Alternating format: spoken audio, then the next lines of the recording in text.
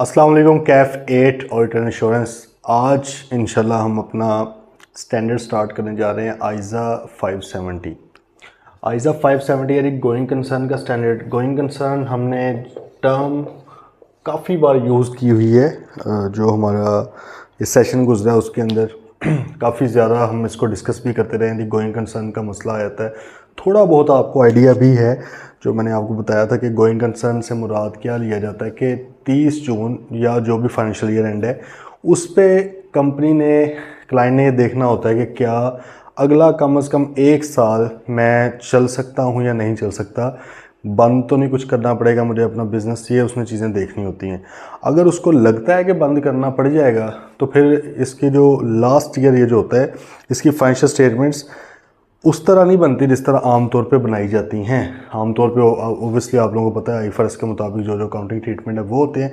आसान फाज में है कि जब गोइंग कंसर्न का मसला हो कि हमारी कंपनी बंद हो सकती है किसी वजह से, तो फिर आप उसको ब्रेकअप वैल्यू बेसिस भी आप कह सकते हो या रियलाइजेबल वैल्यू बेसिस भी कह सकते हो, लिक्विडिटी बेसिस भी कह सकते हो कि भाई असल में बिकेंगी कितने में ये चीज़ें, ठीक है। एसेट्स कितने में बिकेंगे, लाइबिलिटीज़ जो हमने पे ऑफ करनी है वो सारा फेयर वैल्यू पे आता है आसान फाज में। वैसे तो आई कैप ने अब इसके जो है एक अकाउंटिंग स्टैंडर्ड्स गोइंग कंसर्न के हवाले से ये भी अलग से इशू किए हैं। एससीसीपी और आई कैप ने मिलकर लेटेस्ट डेवलपमेंट हुई है कोई 2 माह पहले, ठीक है। तो खैर वो हमारे कंसर्न भी नहीं है इस वक्त कि उसको हमने देखना है। तो इसको स्टार्ट करते हैं जी, गोइंग कंसर्न को स्टार्ट करते हैं। आइज़ा 570 हमारा जो चैप्टर 14 है इसमें लास्ट पे उन्होंने दिया हुआ है। इसको मैं पहले इसलिए करवा रहा हूँ, एक दो चीज़ें होंगी बस, वो आपको शायद लगे कि यार ये क्या है, लेकिन वो मैं ओबियसली बता दूंगा। अदरवाइज़ रिपोर्ट हम बाद में पढ़ेंगे, ठीक है।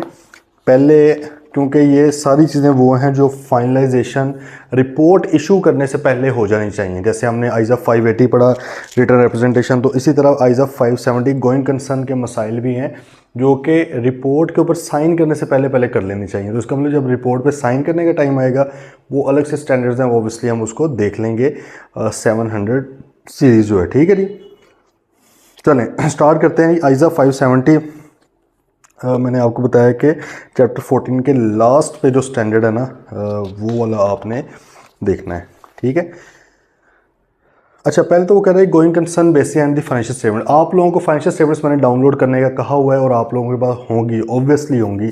अदरवाइज़ मतलब कि अब आज कोई 62वां 63वां लेक्चर है, तो अगर अभी तक हमें नहीं पता कि फाइनेंशियल स्टेटमेंट्स हमने डाउनलोड करनी थी तो मेरा ख्याल में फिर हम इतने सीरियस नहीं है, इतने मैच्योर नहीं है कि हम ऑलरेडी ऐसे पेपर को पास कर सकें, ठीक है। क्योंकि आपने देखा होगा कि थ्रू आउट हम जो सेशन में चले हैं हमारी पूरी कोशिश थी कि आपको प्रैक्टिकल चीज़ें जो असल में हो रही हैं वो भी साथ साथ दिखाई जाएं, ताकि आप लोगों का जो एक्सपोजर है वो बेहतर हो, आपको चीज़ें रिटेन करने में हेल्प हो। लेकिन अगर आप अपने साथ ही सिंसियर नहीं हैं तो फिर कोई ज़बरदस्ती तो नहीं करवा सकता ऑब्वियसली, ठीक है। तो एनुअल फाइनेंशियल स्टेटमेंट्स अगर नहीं अभी तक की हुई तो भाई प्लीज़ पाकिस्तान स्टॉक एक्सचेंज की वेबसाइट पर जाएं psx.com, वहाँ पर आपको फाइनेंशियल स्टेटमेंट्स मिल जाएंगी। कंपनीज इतनी पड़ी हुई हैं, कंपनीज की फाइनेंशियल स्टेटमेंट्स डाउनलोड करें, एनुअल रिपोर्ट्स डाउनलोड करें। एनुअल रिपोर्ट के अंदर और भी बहुत कुछ होता है, लेकिन हमारा फ़िलहाल ताल्लुक इस चीज़ के साथ है, ऑडिट रिपोर्ट और फाइनेंशियल स्टेटमेंट्स के साथ। अच्छा, आप फाइनेंशियल स्टेटमेंट्स देखेंगे तो उसमें पहले तो फाइनेंशियल स्टेटमेंट्स आ जाती है ना, statement of financial position, statement of profit and loss and other comprehensive income, फिर statement of change in equity, statement of cash flow, then notes आते हैं। अच्छा, नोट्स में स्टार्ट में फिर कंपनी के बारे में बताया जाता है, कंपनी का क्या एड्रेस क्या है, फैक्ट्री वगैरह अगर है तो कहाँ पे है, वो सारी चीज़ें। फिर आगे आ जाता है बेसिस ऑफ प्रेपरेशन, किस बेस पे बना, तो वहाँ पे AFRF लिखा जाता है कि भैया आपका कौन सा AFRF है, ठीक है। तो इसी तरह आगे चलते चलते ना फिर अकाउंटिंग पॉलिसीज़ आपने लिखनी होती है। मटीरियल अकाउंटिंग पॉलिसीज़ जो आपकी हैं वो आपने लिखनी होती है। IAS 1 आपसे रिक्वायर करता है। IAS 1 प्रेजेंटेशन का जो स्टैंडर्ड है वो कहता है कि भाई आपने जो मटीरियल आपकी अकाउंटिंग पॉलिसीज़ है उनकी इन्फॉर्मेशन आपने देनी है। मिसाल तौर पे हम रिसीवेबल को किस तरह रिकॉर्ड करेंगे, रेवेन्यू को किस तरह रिकॉर्ड करेंगे, बेशक आपने करना वही है जो आईफर्स कह रहे हैं, लेकिन still you have to mention that in your financial statements, ठीक है। वो आपने उसमें करना है मेंशन, इसी तरह सारी चीज़ें करनी होती हैं। वहाँ पर ही IAS 1 आपसे रिक्वायर करता है कि भाईजान आपने गोइंग कंसर्न का भी वहाँ पर एक अपना जो है असेसमेंट है वो बतानी होती है कि भाई हमारे नज़दीक जो हमारी कंपनी है वो गोइंग कंसर्न है, इसलिए हमने गोइंग कंसर्न बेसिस पे बनाए हैं, ठीक है। या नहीं या तो फिर नहीं बनाए उस बेस पे, ठीक है। तो ये आप फाइनेंशियल स्टेटमेंट्स देखें, आपको चीज़ नज़र आएगी वहाँ पर। कभी आगे पीछे कहीं पे हो सकती है, क्योंकि तरतीब ज़रूरी नहीं है ना कि सबकी एक जैसी हो। डिफरेंट अकाउंटिंग पॉलिसीज़ डिफरेंट जगह पे होती है। कहीं के क्लाइंट्स या कंपनीज़ के जो हेड्स हैं, अकाउंटिंग हेड्स हैं, वो डिफरेंट होते हैं, कईयों के डिफरेंट होते हैं, तो वो ऊपर नीचे हो सकती है, लेकिन मिल जाएगी आपको। ठीक है, आ रहे हैं ज़रा going concern basis and the financial statements. वो कहते हैं financial statements of the entity are normally prepared on going concern basis. आमतौर पर तो इसी बेसिस पे होती है ना कि यार हाँ, हमारा जो कंसर्न है, हमारा जो बिजनेस है, चलता रहेगा। In the going concern basis, it is assumed that the entity will continue to be in existence for foreseeable future at least 12 months as per IS1। IS1 कहता है कि भाई कम अज़ कम अगर अगले 12 महीने एंटिटी आपकी चल सकती है तो फिर आपने गोइंग कंसर्न बेसिस लेनी है। अगर आपको लगता नहीं 10 माह बाद, 8 माह बाद, 9 माह बाद किसी बहुत बड़े केस का फैसला आना है जो कि हमें लग रहा है हमारे खिलाफ आएगा और हमारा सब कुछ ठप हो जाएगा, या कोविड आया और आपको लग रहा है कि यार नहीं हम तो रिकवर ही नहीं कर पाएंगे इसमें, क्योंकि बहुत सी कंपनीज कोविड के टाइम पे फारिग भी हो गई हैं। और जब कोविड आया था तो SCCP की तरफ से भी एक SRO मैंने आपको बताया होगा कि डेलीगेटेड लेजिस्लेशन होती है। असल में कानून पास करना पार्लियामेंट की जिम्मेदारी है, लेकिन पार्लियामेंट ने फिर इदारे जो होते हैं रेलिवेंट, जो अपने फील्ड में है, उनको भी अथॉरिटी दी होती है कि आप अपने हिसाब से कोई छोटा मोटा कानून पास कर सकते हैं या रेगुलेशन लेके आ सकते हैं। तो SRO भी आप समझ लें वो रेगुलेशन ही है जिसको लाजमी फॉलो करना होता है। ठीक है, FBR के SROs हैं, वापडा के SROs हैं,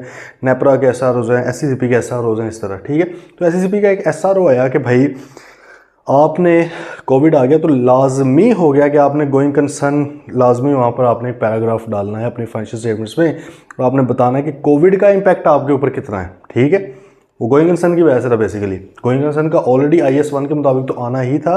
उन्होंने स्पेसिफिकली आपसे एक एडिशनल चीज़ में मांग ली कि भाई कोविड का इम्पैक्ट भी आपके बिजनेसेस के ऊपर कितना है, ये भी बताना है। तो आप लोग अगर फाइनेंशियल स्टेटमेंट्स देखेंगे ना किसी कंपनी की 2020-21 की, ठीक है, तो आपको वहाँ पर कोविड का इम्पैक्ट नज़र आएगा। मतलब उसने लिखा होगा, आमतौर पे अगर कोई इम्पैक्ट नहीं है तो लिख देते हैं कोई इम्पैक्ट नहीं था, अदरवाइज़ वो डिटेल में लिखते हैं जी फ़लाँ तारीख को 20 मार्च आई बिलीव 2020 को जो है वो बंद कर दी थी, फैक्ट्रीज बंद कर दी थी, बिजनेस बंद किए थे गवर्नमेंट ऑफ पाकिस्तान ने, तो वो बताते हैं उसका हमारे ऊपर क्या इम्पैक्ट है। ठीक है, तो खैर वो कहते हैं कम से कम 1 साल का आपने लाजमी बताना है। IS1 requires management to make an assessment. Assess करें भाई, देखो फ्यूचर है, फ्यूचर को प्रिडिक्ट किया जा सकता है, असेस किया जा सकता है, इवेल्युएट उसको मतलब एक्चुअल बेसिस पे तो नहीं ना किया जा सकता। तो आप एक असेसमेंट कर लेते हैं कि भाई मेरा कितना बड़ा रिस्क है, क्योंकि गोइंग कंसर्न ना होना एक बहुत बड़ा रिस्क है।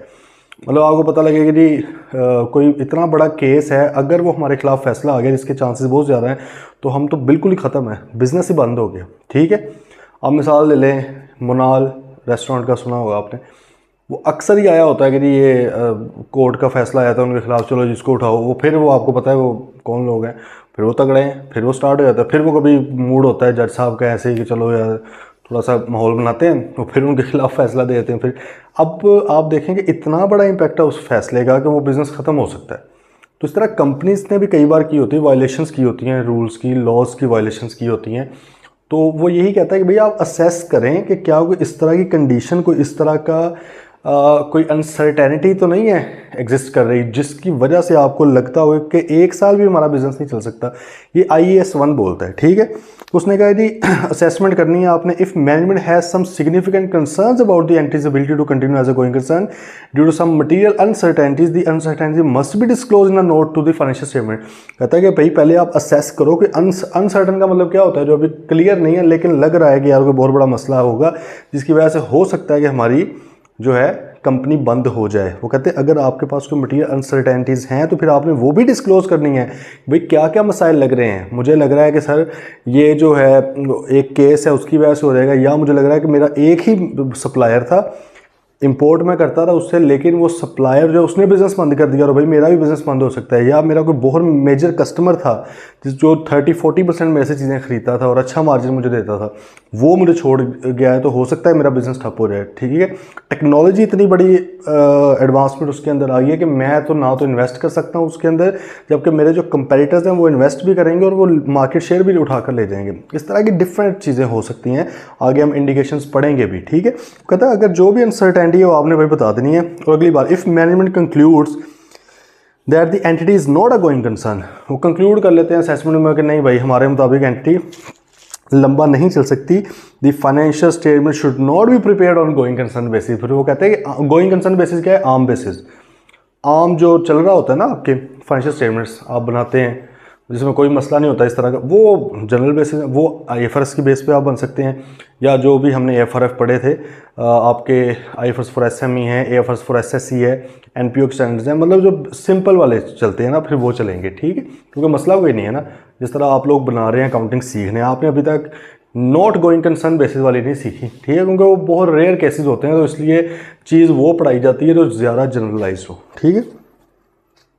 अच्छा, वो कहते हैं risk assessment procedure and related activities. अच्छा, ये जो है ना स्टैंडर्ड आइजा 570 आपको चैप्टर 14 में तो पढ़ाया जा रहा है, लेकिन इसका ये मतलब नहीं है कि ये सिर्फ फाइनल लेवल पे मतलब कि फाइनलाइजेशन लेवल के ऊपर आपने डिस्कस करना है कि जब सब कुछ हो गया, नहीं। देखें, आइजा 570 है ना, इसको आपने बुनियादी तौर पे दो जगह पे देखना है। एक तो प्लानिंग में भी देखना है, बात ज़रा बड़ी लॉजिकल है, समझें एक मिनट। हमने कहा था कि हमने फाइनेंशियल स्टेटमेंट्स का ऑडिट करना है और financial statements must be prepared in accordance with AFRF. वो एएफआरएफ के मुताबिक होनी चाहिए, ऐसे ही है ना। और हमने फिर कहा था कि भाई एएफआरएफ, इसलिए तो हमने एक लेक्चर पूरा इसके ऊपर डिस्कस कर लिया था कि एएफआरएफ है क्या, वो क्यों इतना ज़्यादा इंपॉर्टेंट है। हो सकता है हम एएफआरएफ ही गलत चूज़ करके बैठ जाएँ।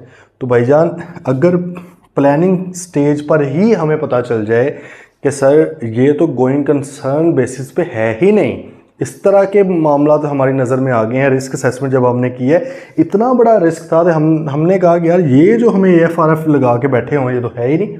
बात समझ रहे हैं ना, इन्होंने तो बना दी आईएफआरएस की बेस पे सिंपल, जबकि ये जो है इसके अंदर इतनी की मटेरियल अनसर्टेनिटीज़ हैं कि ये तो एएफआरएफ गलत है, इनको तो नॉट गोइंग कंसर्न बेसिस पे बनाने चाहिए। बात समझ रहे हैं?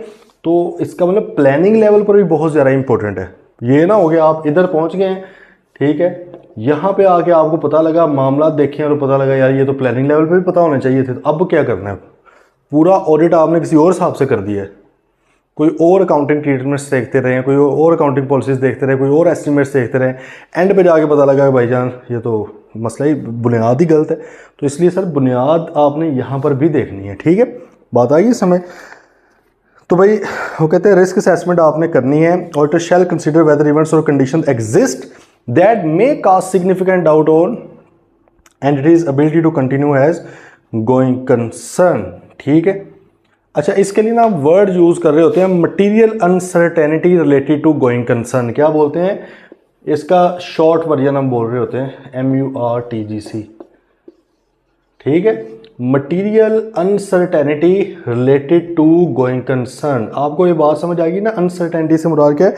अनसर्टन चीज़ है, अभी पता नहीं है कि वो चीज़ होनी है या नहीं, but that is a material thing which is related to going concern. Company के गोइंग कंसर्न होने पे, कंपनी के चालू रहने पे, चलते रहने के साथ लिंक्ड है वो बात। इतनी बड़ी कोई अनसर्टेनिटी है कि उसको आप इग्नोर नहीं कर सकते। You have to address that, you have to see that कि भाई क्या ये मटीरियल अनसर्टेनिटी जो है इतनी मटीरियल है कि ये आपके गोइंग कंसर्न के ऊपर इतना इम्पैक्ट डाल देगा कंपनी ठप हो जाए, इसको हम बोलते हैं, ठीक है। तो इसलिए उसने कहा कि भाई ऑडिटर साहब को भी चाहिए इवेंट्स और कंडीशंस को देखते रहे कि जिससे आपको लगे कि यार एंटिटी के गोइंग कंसर्न होने पे सिग्निफिकेंट डाउट है, बहुत बड़ा डाउट है कि गोइंग कंसर्न नहीं हो सकती।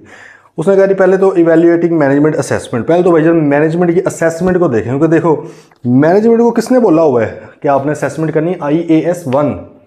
जब मैनेजमेंट ने आपको कहा था कि भाई हमने AFRF के मुताबिक फाइनेंशियल स्टेटमेंट्स बनाई है, इसका मतलब AFRF से मुराद है IS और IFRS के मुताबिक हमने बनाई हुई है। तो भाई IFRS के अंदर IAS 1 भी तो एक लाइन बोलता है, वो क्या बोलता है कि आपने कम अज़ कम 1 साल की असेसमेंट लाजमी करनी है। ज़्यादा का नहीं वो बताता, ज़्यादा की कर लो, ठीक है, लेकिन वो कहता है at least 1 year 12 months, at least 12 months की आपने असेसमेंट लाजमी। 12 months from what? From financial year and 30 जून है, 31 दिसंबर है, वट उससे अगले 12 महीनों की आपने लाजमी असेसमेंट करनी है। मैनेजमेंट को कह रहा है वो, क्योंकि आपको पता है ना IFRS IS लगते हैं अकाउंटेंट्स के ऊपर, मैनेजमेंट के ऊपर। आइजा जो है वो ऑल्टर के ऊपर लगते हैं। आइजा 570 अभी ऑल्टर से भी बात कर रहा है, लेकिन वो साथ कह रहा है कि भाई जो आपने करना क्या है, कहता है क्योंकि वो IAS 1 ने जो जिम्मेदारी लगाई हुई है ना मैनेजमेंट की, regarding what, regarding the assessment of going concern. कहता है जरा उसको तो देखो, उसको तो इवेल्युएट करो। इवेल्युएट से मुराद क्या है कि क्या उन्होंने असेसमेंट सही किया है नहीं की। देखें स्टैंडर्ड्स कहते हैं कि फलां अकाउंटिंग ट्रीटमेंट करें। अब हम क्या सिर्फ ये देख लें कि यार हाँ उन्होंने कर दिया और ट्रीटमेंट, भाई हमने ये भी तो देखना ट्रीटमेंट सही भी किया है कि नहीं किया। IAS 1 कह रहा है कि आप मैनेजमेंट को कह रहा है कि सर आपने गोइंग कंसर्न असेसमेंट करनी है।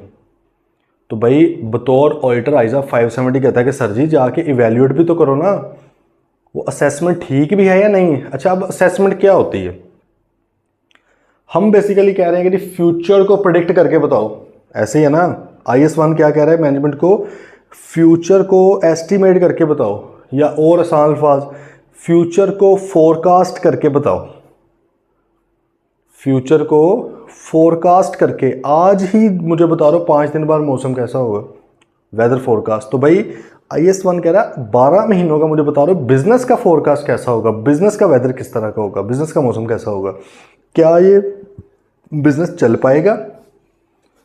ठीक है, असेसमेंट उसकी करो। अच्छा अब इसकी असेसमेंट एक तो आपकी होती है फाइनेंशियल टर्म्स में, जिसको हम बजट भी बोल सकते हैं या जिसको हम कैश फ्लो फोरकास्ट भी बोल सकते हैं। ठीक है, एक तो वो होता है कि भाई अगले पूरे 12 महीनों का कैश फ्लोज बताएं, क्योंकि देखिए बिजनेस ने पैसे से चलना है ना। तो एक तो सिंपल सा तरीका यह है कि यार कैश फ्लोज इनसे अगले साल के मांग लो, जो कि अभी एस्टिमेटेड होंगे obviously, because future has never happen.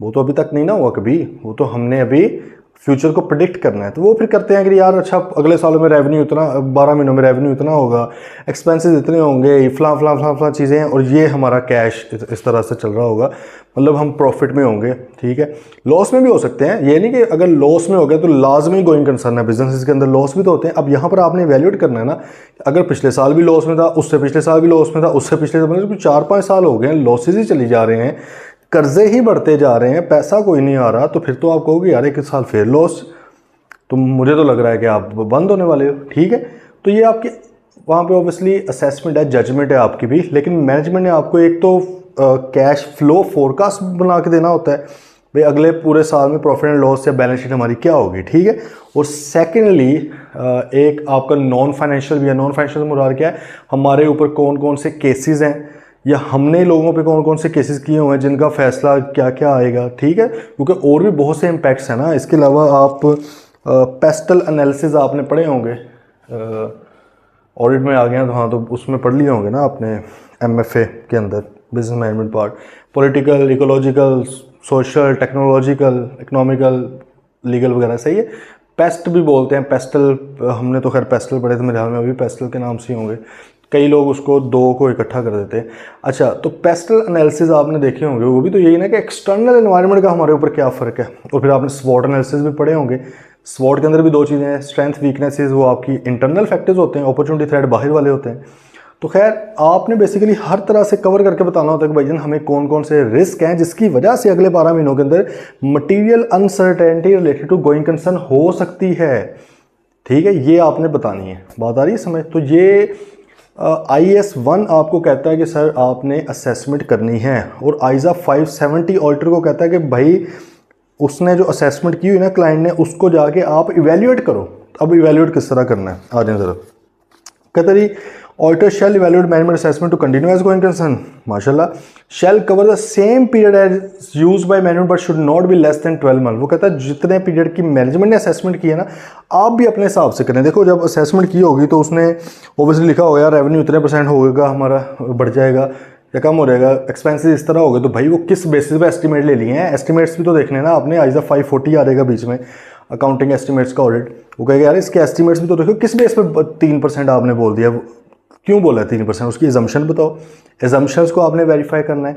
अच्छा, फिर जब वो हो जाएंगी तो फिर आपको पता है कि फ्यूचर को आपने बैक लेकर आना होता है, वर्किंग को डिस्काउंटिंग करके, जिसको हम डिस्काउंटिंग को बोलते हैं, या आसान फाल में NPV नेट प्रेजेंट वैल्यू बोल देते हैं कि यार फ्यूचर कैश फ्लोज की आज पे क्या वैल्यू है, नेट प्रेजेंट वैल्यू आता है ना, ये पढ़ा ही होगा ऑब्वियसली।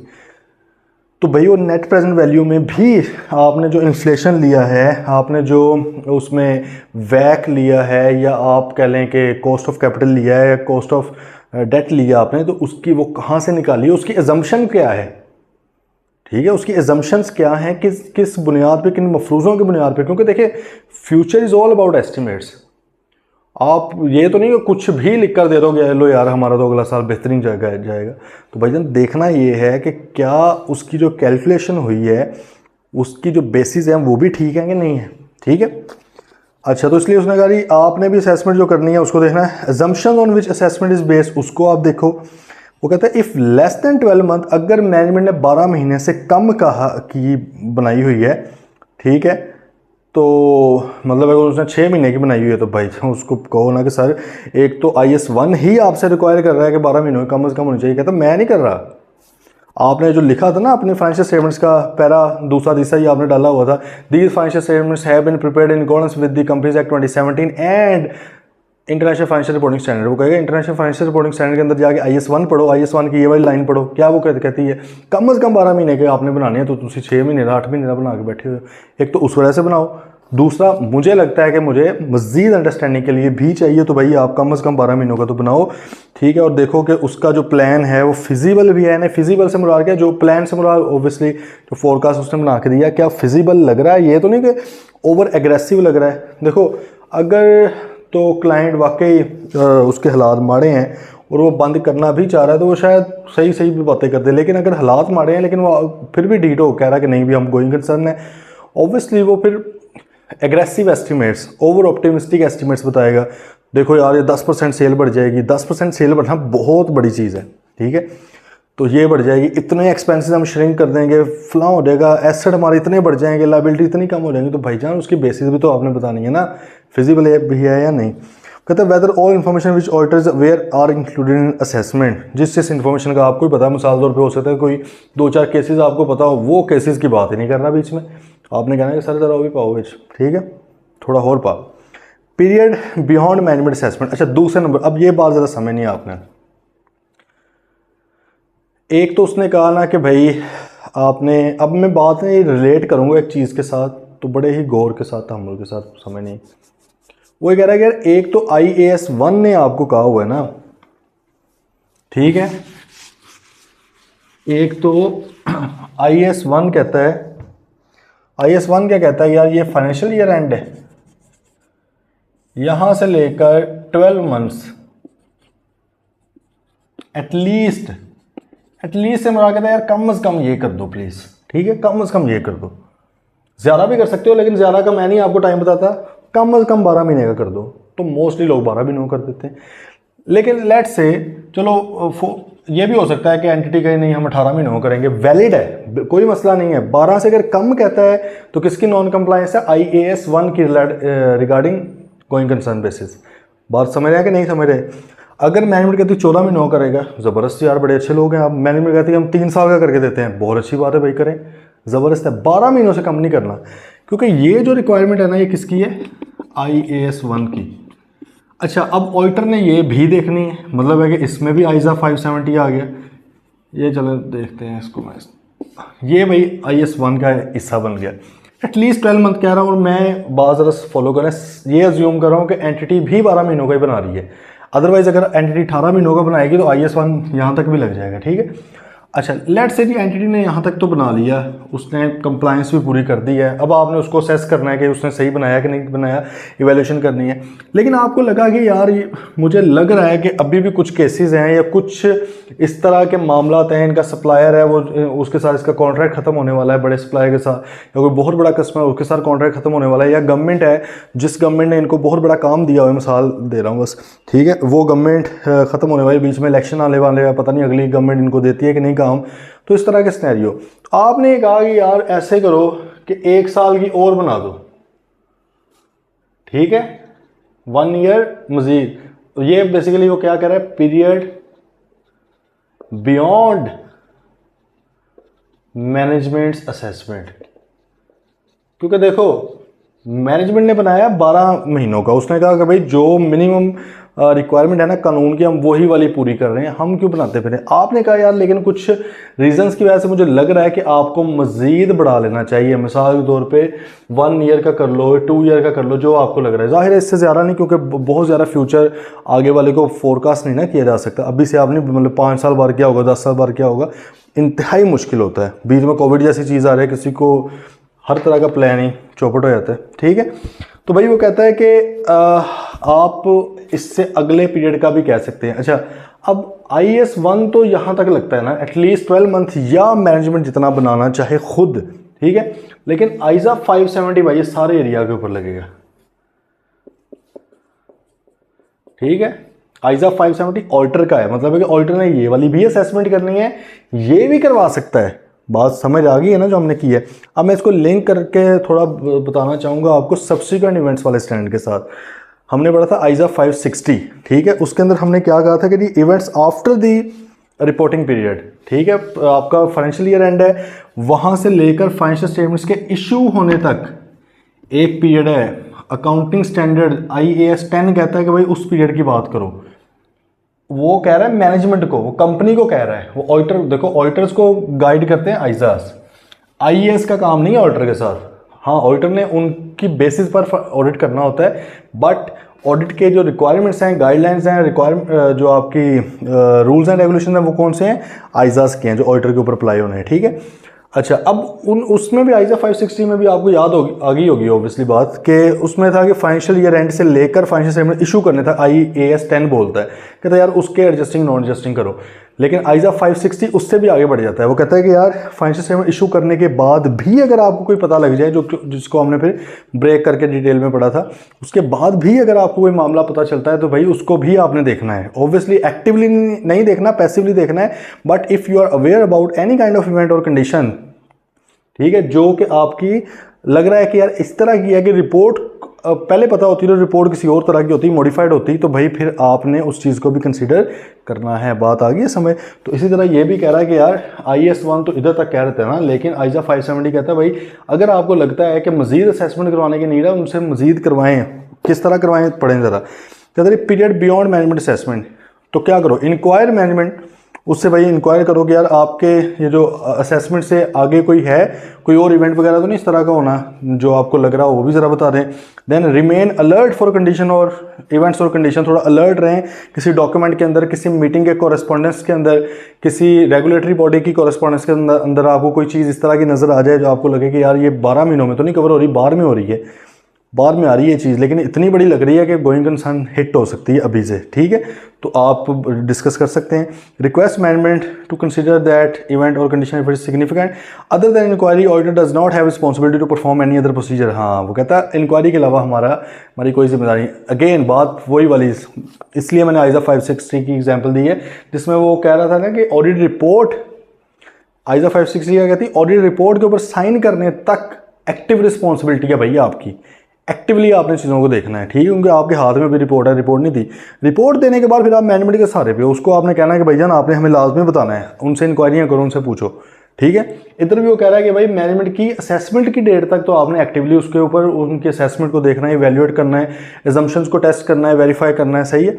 लेकिन उससे नेक्स्ट जो पीरियड है ना, वो बस मैक्सिमम इंक्वायरियाँ कर लो। इंक्वायरी के अंदर कोई बात अगर सामने आती है, मजीद उसको फिर जज कर लो, इवेल्युएट कर लो कि क्या वो बात है हमें या नहीं। लेकिन ये नहीं है कि अब आप उसमें भी घुस जाओ चीज़ें, क्योंकि देखें ऑडिट आपने करना, इतने ज़्यादा स्टैंडर्ड्स पड़े हैं, डिफरेंट चीज़ों का ऑडिट करना है ना, पूरी की पूरी फाइनेंशियल स्टेटमेंट्स का ऑडिट करना है, 2-2.5 महीनों के अंदर ख़त्म करना है, एक ही चीज़ को तो नहीं लेके बैठ सकते। बात आ गई समझ।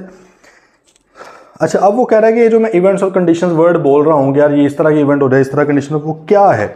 तो सर वो आपको यहाँ पर बताना चाह रहा है, तो वो देख लेते हैं। वो कहता है कि कुछ फाइनेंशियल इवेंट्स कंडीशंस हो सकते हैं जहाँ से इंडिकेट हो सकता है कि यार material uncertainty related to going concern है, ठीक है, material uncertainty related to going concern है। वो कहता है कौन कौन से इवेंट्स और कंडीशंस हैं। वो कह रहा है जी आपको 3 तरह के हो सकते हैं, फाइनेंशियल हो सकते हैं पैसों के वाले से, ऑपरेटिंग हो सकते हैं, ऑपरेशन से मुराद क्या है, कंपनी चल किस तरह से रही है, उसके अंदर कोई मसाइल आ गए हैं, ठीक है, इस तरह, या अदर को जनरल, 3 तरह के वो कहते हो सकते हैं। चलें, फाइनेंशियल में देखें नेट लाइबिलिटी और net current liability position. Liability बहुत ज़्यादा बढ़ गई है, अगर बहुत ज़्यादा बढ़ गई है, चाहे ओवरऑल लाइबिलिटी या करंट लाइबिलिटी, जो करंट तो फ़ौरन पे करनी होती है और कंपनी के पास पैसा ही कोई नहीं, एसेट बहुत कम है, लाइबिलिटी बहुत ज़्यादा है, तो भाई मसला आ सकता है।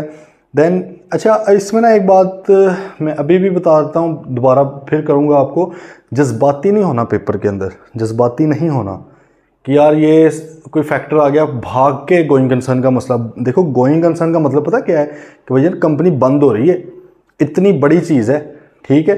तो ये इजीली नहीं लगाते, नहीं, हाँ वो 2 3 4 कंडीशंस डिफरेंट तरह की आपको नज़र आ रही हो तो फिर लगानी है। पेपर में अक्सर इसमें से रिस्क का क्वेश्चन आ जाता है। एक तो सीधा सीधा सा आ सकता है ना यार, फलां चीज़ हो तो क्या रिपोर्ट के ऊपर इम्पैक्ट हो, आगे पढ़ लेंगे, लेकिन कई बार रिस्क होता है। आप वो क्वेश्चन आता है रिस्क आइडेंटिफाई करो, उसमें से कोई एक आधा रिस्क गोइंग कंसर्न का भी होता है। तो रिस्क लिखना कोई मुश्किल काम नहीं है, रिस्क की बेसिस लिखना असल काम है, और बेसिस अगर नहीं लिखी हुई 0 नंबर वो काट देगा, कहे यार ये क्या, मतलब आपने लिख दिया कि रेवेन्यू में भी ओवर स्टेटेड, बस गलत मौके, ये रिस्क है। भाई क्यों कहा है, किस बेसिस पे कहा है, क्वेश्चन के अंदर ऐसी कौन सी इन्फॉर्मेशन जो आपको ये बता रही है। आपने कहा कि लाइबिलिटीज़ में भी अंडरस्टेटेड, भाई किस बेस पे कह दिया है, कुछ आपको कोई ऐसी इन्फॉर्मेशन नजर आई है। इस तरह गोइंग कंसर्न का मसला आपने कह दिया है, कहेगा भाई पहले बताओ बेसिस क्या है, तो 3 4 बेसिस आपको ढूंढनी पड़ेंगी, एक आधी बेस कभी भी इतनी स्ट्रॉन्ग नहीं है। हाँ अनलेस कोर्ट की तरफ से ऑर्डर आ गया वाइंड अप करने का, ये आ सकता है ना, ये तो बहुत ही स्ट्रॉन्ग आपकी है क्योंकि आप उसको जुटला भी नहीं सकते। लेकिन अदर देन दैट कोई छोटे मोटे मसाइल के बेस पे भाग के गोइंग कंसर्न नहीं लगा दो, ठीक है। अच्छा जी, वो कहते हैं fix term borrowing approaching maturity. Fix term borrowing मतलब आपने 5 साल की 3 साल की बोरिंग ली हुई थी कि तब वापस करेंगे, अब मैच्योरिटी का टाइम आ गया है, वापस करने का टाइम आ गया, पैसा कोई नहीं, ठीक है। Indication of withdrawal of financial support by creditors, आपको लग रहा है कि यार जो क्रेडिटर्स ने फाइनेंशियल सपोर्ट दी हुई है, हमें कर्जा दिया हुआ है, या आप कई बार बैंक ने आपको रनिंग फाइनेंस दिया होता है। रनिंग फाइनेंस से मुराद क्या है, करंट लायबिलिटी है कि आपको जब पैसा चाहिए होगा आप एक लिमिट तक हमसे ले सकते हैं, लेकिन हो सकता है आपकी हरकतों की वजह से या आप वापस ही ना करते हो, उन्होंने वो शक पड़ रहा है कि वो विड्रॉ करने जा रहे हैं, वो आपको मज़ीद नहीं देंगे, तो वो भी देखना पड़ेगा। अगर कंपनी का कैश फ्लो क्रंच चल रहा है, कैश फ्लो के मसाइल हैं, लिक्विडिटी इश्यूज़ चल रहे हैं, ठीक है, लिक्विडिटी इश्यूज़ है मुराद क्या, कैश फ्लो ना, कैश मौजूद ना होना, लिक्विडिटी इश्यूज़ चल रहे हैं और ऊपर से इस तरह की हरकत हो जाए, ठीक है। पाकिस्तान के हालात देख लो, जैसे पैसे चाहिए होते हैं, IMF नहीं देता, तरलों पे आ जाते हैं हम लोग, अपने कानून जो हम पार्लियामेंट का काम है वो उनसे बनवाते फिर रहे होते हैं। बजट कौन अप्रूव करता है, पाकिस्तान का IMF करता है। क्यों करता है, क्योंकि भाई हमें पैसा चाहिए। अगला कहता है भैया आपने वापस भी करना है पैसा, हमें पता नहीं करना है कि नहीं करना है, ये मैयज़ लो। इस बार रगड़ा नहीं लगा के रख दिया उन्होंने, आप लोग पता नहीं देखते हैं कि नहीं, इंटरेस्ट होना चाहिए आपको वैसे फाइनेंस की चीज़ों में। बजट निकाला है, रगड़ा लगा के रख दिया, सैलरी तबका उनको मिला हुआ है, उन्होंने कहा पकड़ो ज़रा इनको, मज़ीद रगड़ो, ठीक है। इन्फ्लेशन इतनी ज़्यादा महंगाई है कि जो 5 साल पहले ₹1,00,000 था, मेरे ख्याल में इस वक्त वो 40-50 हज़ार के बराबर भी नहीं, ठीक है। तो बजाय इसके कि आप वो टैक्सेबल सैलरी मज़ीद ऊपर लेकर जाओ, आपने वो घसीट कर नीचे ले आए हैं, ठीक है। पहले 3-4 साल पहले होता था कि 12 मिलियन 1,20,00,000 से ऊपर अगर आप साल का कमा रहे हो ना, इन सैलरी वाली बात कर रहा हूँ सिर्फ, ठीक है, पता है ना 5 हेड्स ऑफ इनकम होते हैं, तो अगर आप 1,20,00,000 से ऊपर कमा रहे फिर 35% टैक्स लगता रहा। फिर ये माशाल्लाह हुकूमत ने इसको 2 साल पहले 60 लाख पे ले आए कि भाई अगर 60 लाख कमा रहे हैं तो फिर वो उस वक्त ही नहीं अकल मान रही थी कि भाई इन्फ्लेशन बढ़ रही है तो वैल्यू कोई नहीं है पैसे की, अब तो बढ़ाना चाहिए था इनको इस लिमिट को। इस बार उन्होंने उसको भी नीचे खींच के 4.1 मिलियन पे ले आए हैं, 41 लाख रुपए। 41 व्हाट इज़ 4.1 मिलियन, आप देखें कि साल का 4.1 है तो महीने का आपका कोई 3-3.5 लाख रुपया हो गया। 3.5 लाख रुपया अगर आप महीने का कमा रहे हो तो भाई उसके ऊपर आपने 35% तो उनको दे देना बदले में, सही है। बदले में हमें ये मिलेगा कि जो मिल रहा है, बात आ रही समझ। खैर, तो कहने का पर्पज़ क्या था, हाँ ये पर्पज़ है कि भाई क्रेडिटर्स जो हैं फिर वो अपनी मनवाते भी हैं, सही है। अच्छा, फिर negative operating cash flows. Operating cash flows का आपको पता होगा ना, आपने IAS 7 पढ़ा होगा, कैश फ्लो स्टेटमेंट, उसमें ऑपरेटिंग कैश फ्लोज हैं, investing cash flows, financing cash flow हैं। ऑपरेटिंग से मुराद क्या है, जो ऑपरेशन से निकल, असल कैश फ्लो तो ये है जो आपने अब माइंड में खाका आ रहा है ना सारा, उसमें क्या होता है जी, ऊपर आपका प्रॉफिट बिफोर टैक्स आ जाता है, फिर नॉन कैश आइटम्स निकल जाती हैं, ठीक है, क्योंकि वो कैश फ्लो से मुराद सिर्फ कैश फ्लो आनी चाहिए, कैश वाली आइटम्स आनी चाहिए। देन आप उसके अंदर रिसीवेबल के फ़र्क, भाई कितना रिसीवेबल बढ़ गया है वो लिखते हैं, पेएबल कितने बढ़ गए हैं वो लिखते हैं, कम हो गए हैं, इन्वेंट्री के फ़र्क वगैरह, मतलब ये चीज़ें आप उसके अंदर लिखते हैं। वो बेसिकली होता है असल ऑपरेशन से आप क्या कमा रहे हो, असल में करके क्या कमा रहे हो। फाइनेंसिंग तो है ना कि भाई आपने कर्जा शर्जा ले लिया या कर्जा दे दिया, इन्वेस्टिंग तो है कि भाई जो आपने पैसा इन्वेस्ट कर दिया, वो तो अलग चीज़ें हैं, लेकिन असल है कि भाई कमाया क्या है, ठीक है। वो कहता है कि अगर वो बहुत ज़्यादा नेगेटिव चल रहे हैं कि सालों साल नेगेटिव चलते जा रहे हैं, तो ये भी गोइंग कंसर्न का मसला है कि भाई जब कमा ही नहीं रहे तो नीचे वाले कहाँ से दोगे, ठीक है। फाइनेंस कैसे कर सकते हो अगर ऑपरेशन ही नहीं दे रहा, इन्वेस्ट कैसे कर सकते हो अगर ऑपरेशन ही कुछ नहीं दे रहे। तो कैश फ्लो स्टेटमेंट को एनालाइज करना भी आपको आना चाहिए, ठीक है। एडवर्स की फाइनेंशियल रेशो, इस तरह कोई और फाइनेंशियल रेशोज जिस तरह डेट एक्विटी रेशो बहुत बुरी हो गई है, आपका डेट बहुत ज़्यादा, एक्विटी बहुत कम है, ये हमने एनालिटिकल में पढ़ा था आइजा 520 के अंदर, ठीक है। फिर आपका समझ लें इंटरेस्ट कवरेज रेशो है, आपका रोस है, इस तरह की मतलब जो आपकी की रेशोज़ हैं वो एडवर्स हो गई हैं, बुरी हो गई हैं, तो ये भी एक इंडिकेशन है कि हालात माड़े हैं।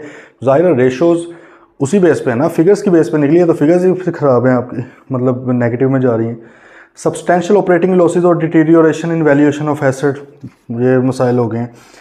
एरियाज और डिसकंटिन्यूस ऑफ डिविडेंड, डिविडेंड नहीं दे पा रहे, अब इकट्ठे होते जा रहे हैं, पिछले साल का भी देना, इस साल का भी देना, भाई पैसा है कोई नहीं, कहाँ से देंगे, ये ना हो कि वही लोग खप डाल दें। Inability to pay creditors on due dates, inability to comply with terms of loan agreements, change from credit to cash transaction with supplier. हाँ, उधार पे नहीं, अब आप कैश पे चलने लगे हैं, इससे एक जाहिर होता है यार आपको कैश की बहुत ज़्यादा ज़रूरत है। और आपको ये भी आइडिया होगा कि कैश के ऊपर अक्सर लोग डिस्काउंट पे देते हैं चीज़। मिसाल तौर पे अगर आपने उधार पे लेनी है 100 की, अभी पैसे दे रहे हो 80 रुपये की, तो इसका मतलब है कि आप सस्ती चीज़ें बेच रहे हो। क्योंकि देखो बिज़नेस जो होता है ना, बिज़नेस क्रेडिट के बगैर नहीं चल सकता, उसने खुद भी क्रेडिट पर चीज़ें लेनी होती है, आगे भी देनी होती हैं, एक साइकिल इस तरह चल रहा होता है। लेकिन अगर वो अपना एक बड़ा मार्जिन गंवा रहा है सिर्फ इसलिए कि यार मुझे फ़ौरन पैसे मिल जाए, इसका मतलब है कि उसको पैसों की किल्लत है उस वक्त, ठीक है। तो क्या ये भी एक वो हो सकती है। Then inability to obtain financing for new essential, पैसा नहीं अब मिल रहा। अच्छा, ऑपरेटिंग में भी मसले आ गए, मैनेजमेंट की इंटेंशन है कि हमने बंद करना है, सही है।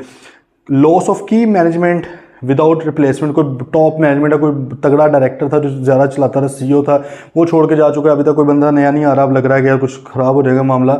मेजर मार्केट आपके हाथ से चली गई है, बड़ा कस्टमर चला गया, फ्रेंचाइज लाइसेंस वगैरह, ये सिंपल सी बातें हैं सारी, ठीक है। अदर में भी नॉन कंप्लायंस वगैरह आपकी आ गई, ठीक है।